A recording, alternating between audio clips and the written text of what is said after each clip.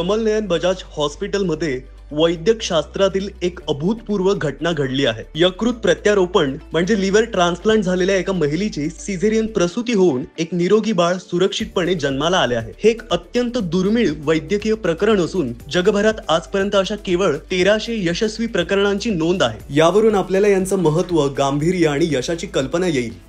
नमस्कार, मी डॉक्टर वेदत्री देवदत्त देशमुख, कमलनयन बजाज हॉस्पिटलमध्ये मी स्त्रीरोग तज्ज्ञ आणि प्रसूतीशास्त्र विभागात कार्यरत आहे, कन्सल्टंट म्हणून। आज तुम्हाला मी एक सक्सेस स्टोरी इथे सांगण्यासाठी आलेली आहे। तर आपल्याकडे ज्या स्त्रीचं लिव्हर ट्रान्सप्लांट 2 वर्षापूर्वी झालं होतं कमलनयन बजाज हॉस्पिटलमध्ये, तर तिचं सक्सेसफुल प्रेग्नन्सी आणि डिलिव्हरीची मॅनेजमेंट आपल्याकडे झाली आणि मी ती यशस्वीरित्या पूर्णपणे केली। तर याच्याबद्दल थोडंसं माहिती द्यायची आहे।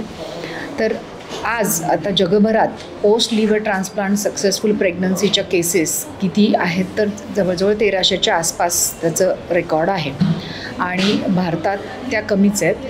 तर अशा केसेस ह्या अत्यंत जोखमीच्या प्रसूतीच्या केसेस असतात। याच्यात बऱ्याच गोष्टी मॉनिटर कराव्या लागतात, जसं की म्हणजे रेग्युलर तर मॉनिटरिंग असतंच, जसं प्रेग्नन्सीमध्ये आपण सगळ्याच की बेबीला व्यंग काही आहेत का, बेबीची वाढ कशी होती आहे, ह्या अपार्ट फ्रॉम दिस थिंग्स आपल्याला काही स्पेसिफिक गोष्टी पण मॉनिटर कराव्या लागतात। जसं त्यांना काही मेडिकेशन चालू असतात की तो ट्रान्सप्लांटचे इम्युनोसप्रेसंट ज्याला म्हणतात की ट्रान्सप्लांट चांगलंरित्या कार्यरत राहावं म्हणून, तर त्या ड्रगचे काही बेबीवर परिणाम होत आहेत का नाही होत, या सगळ्या गोष्टी मॉनिटर कराव्या लागतात। आणि ह्या रेग्युलरली मॉनिटर करून आज आपण ही सक्सेसफुल प्रेग्नन्सी 29 तारखेला तिचं सीझर केलं।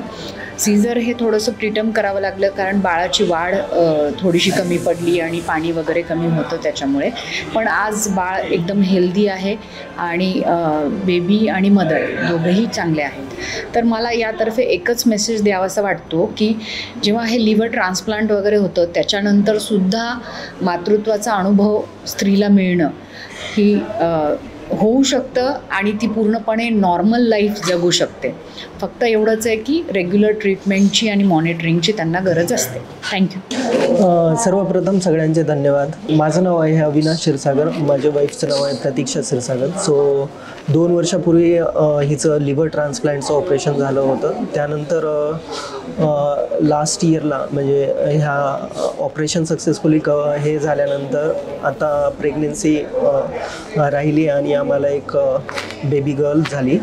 तर ह्या टाईम ऑफ पिरियडमध्ये वैद्यत्री देशमुख, रत्न पारखी सर आणि अदर सगळे डॉक्टर म्हणून जे काही सहाय्यता त्यांनी केलेली आहे त्यामुळे सर्वांचे मनापासून धन्यवाद। मला लेकराची फार आवड होती, त्यासाठी आम्ही राहण्यासाठी आलतो हॉस्पिटलमध्ये।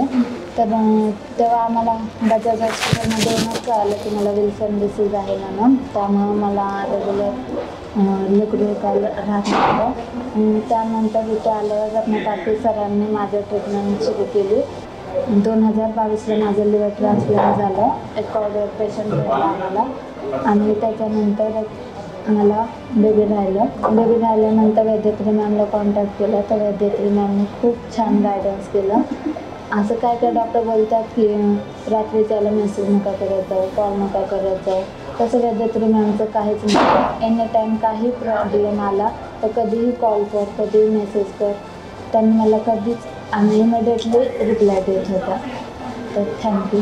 कमलनयन बजाज हॉस्पिटलची जी काही सर्व्हिस आहे, त्यांची ICU सर्व्हिस असेल, रेडिओलॉजी सर्व्हिस असेल किंवा बाकी इतर कोणत्याही पण सर्व्हिसेस, स्टाफ, नर्सिंग, ऑल हे खूप म्हणजे अतिशय सुंदर आणि व्यवस्थित पद्धतीने हे जसे घरच्यांची काळजी घेतो तसे इथले नर्सिंग स्टाफ काळजी घेतं।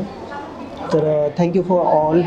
नमस्कार, मी doctor Nikhil Pathak, senior pediatrician and intensivist neonatologist, Kamalnayan Bajaj हॉस्पिटलमधून बोलतो। आज आपण जे बोलणार आहोत बेबी ऑफ प्रतीक्षा क्षीरसागर।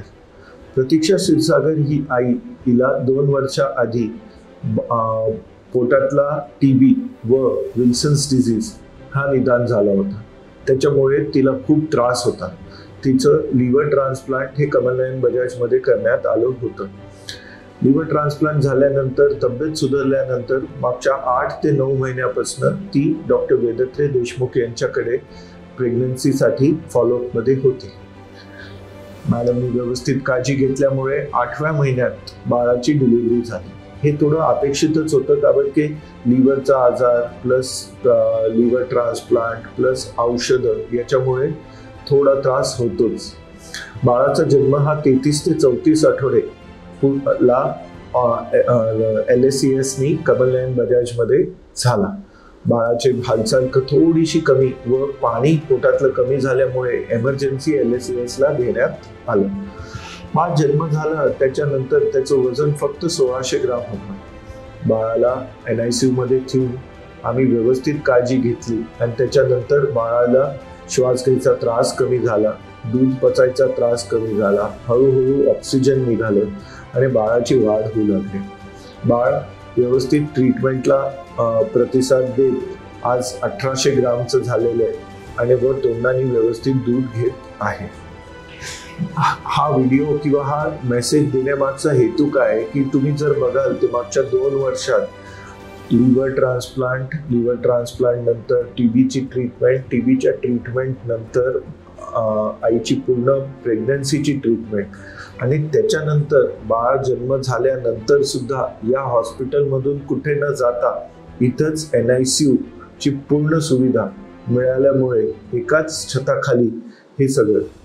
मी फक्त हे सांगू शकतो की तुम्हाला कधी पण जेव्हा आईला काही आजार असेल आणि बाळाला पुढे जाऊन काही त्रास अपेक्षित असेल तर हे एकाच हॉस्पिटलमध्ये एकाच छताखाली जे सुविधा मिळू शकतात ते कमल नयन बजाज हॉस्पिटल आहे. मी आशा करतो की बाळ बेबी ऑफ प्रतीक्षा हे व्यवस्थित राहो आणि त्याची वाढ व्यवस्थित व्हावी.